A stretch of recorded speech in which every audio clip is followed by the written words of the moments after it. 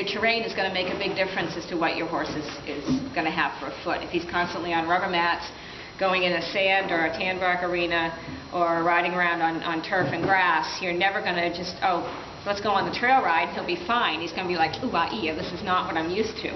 The body will respond within a couple of weeks of whatever terrain they're on. But it's got to be a consistent effort on your part, and the horse owner has got a huge ability to change what their horse is exposed to through the diet and environment. It's going to make it so much easier for your trimmer or your farrier to deal with your horse's feet. That's something that I think a lot of farriers don't do. It's like, you guys have the power. You see your horse every single day. You're going to know when something's wrong. You're going to know when it's right. And so I'm all for teaching you how to look for it, how to find it, and how to keep it healthy. So what I'll get into briefly. The bad photo. I don't want to go for that one yet. I'm going to pass this one around. This is an example of feet that I personally work on. A lot of these are Kremrins, draft crosses, thoroughbreds. I got a lot of Arabs, some saddlebreds, Friesians, a lot of ponies, halflingers. I deal with the whole gamut of horses. And then the neat thing about when you think barefoot, if you just think it's part of a horse, it's not part of a breed. There's hoof on every single horse. It doesn't matter if they're 18 hands or if they're like little Diego out there and they're 10. That foot functions exactly the same way, regardless of the size.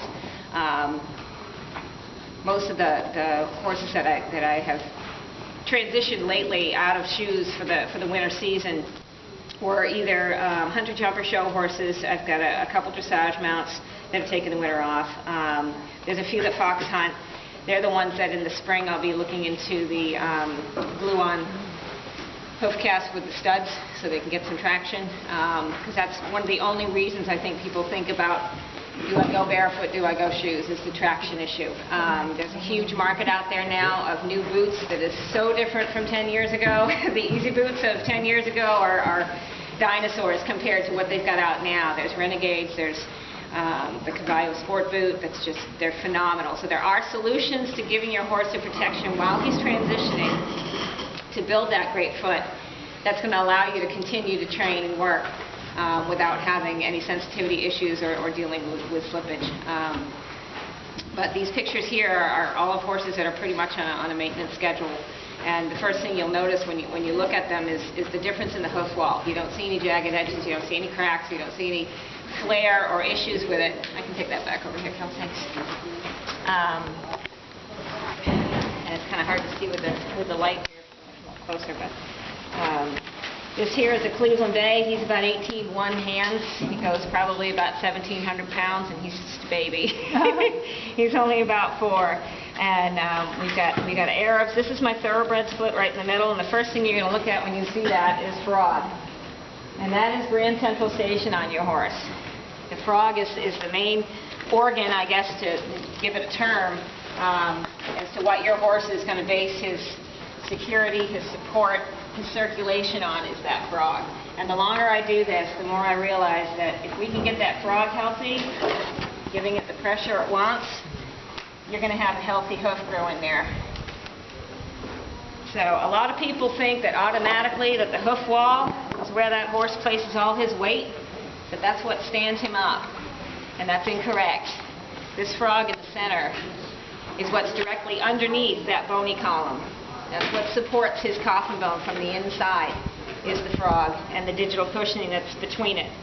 So up underneath this frog, it's like having a big gel insert kind of folded over and fattened up and compressed down, and that's what gives them that bouncy step. You see those horses, babies have it when they come out of their mothers. They've got that lovely free-flowing, there's no hitch in their caboose, they're just flying right out there, and they're barefoot. What happens at 2 and 3 in some of the big barns is they automatically think, oh, I got to start working them. And so they slap shoes on, and it goes downhill from there. Horses don't mature until they're between the ages of 5 and 7. Most of your big breeds, your warm bloods, your Tennessee Walkers, your draft crosses, they all don't mature until they're 7. And that means bone structure. That doesn't necessarily mean their mind or their muscle structure. Kind of on a man scale. You guys are mostly women. Sean's already heard all this, so not worried about offending him. He's not offended.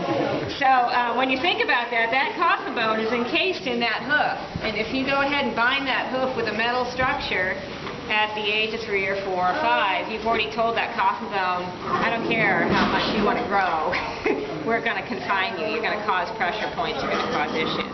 On top of that, you go and add a rider. If people decide to ride early, to me, if you can stay off that baby till they're over the age of 4, you're going to give him a better chance of not having stifle problems, sacrum issues, shoulder problems, because that last bone to close is right at the base of the neck, right in front of their withers, which is right where the saddle puts all the pressure for most people to start their babies. You wonder why your horse is on the forehand. Well, that's why.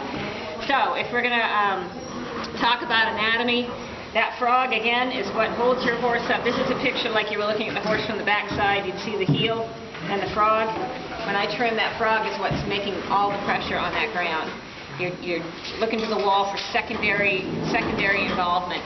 If you think about it, when the horse evolved from dog size on up to what it is now, it started out as dog toes. Okay, there were soft pads down there with nails on them. And as the terrain in the world changed and their diet changed, they had to have some sort of protection outside of that just to help them get through the rocky terrain. But their main support was still that soft pad like your dog's toes. That hasn't changed. And that's where I think the mentality of the difference between barefoot versus farrier comes into play. Barefoot, we understand, it comes from the inside of the hoof, not the outside of the hoof where the support comes from. Farriers constantly work on the outside of the hoof. They're all worried about sand cracks. They're all worried about, flare and pressure and wall growth. It's like, no. Let's get back to the center of the problem here, which is right in the middle of the foot. Once we get that frog happy and circulating and the blood flowing through that hoof wall, you'll see amazing hoof horn grow down. You'll have a tough time keeping up with it. The average trim cycle that I go on is 4 to 6 weeks. I've got some babies that are on a 2 to 3 week schedule. If they're in the middle of a growth spurt, we're staying right on top of it because we don't want that hoof getting out of whack while their body's changing. When you look at your horse's foot from the front, you shouldn't see any big flares. I've got some good pictures here of examples of what happens when that hoof wall gets too long. And when you think about it, it's kind of like your own fingernails. If you end up with a split or a crack or a big chip out of your fingernail, what do you do to help that grow out? You put something metal on it to protect it? You trim it short, you have a good diet, and you don't go running through the rocks with it, but it does grow out by itself. This is an example. I trim all but maybe 3 photos on here, are horses that I've worked on. If you want to pass that around, you guys can take a look. I have handouts, but I didn't want them blowing everywhere.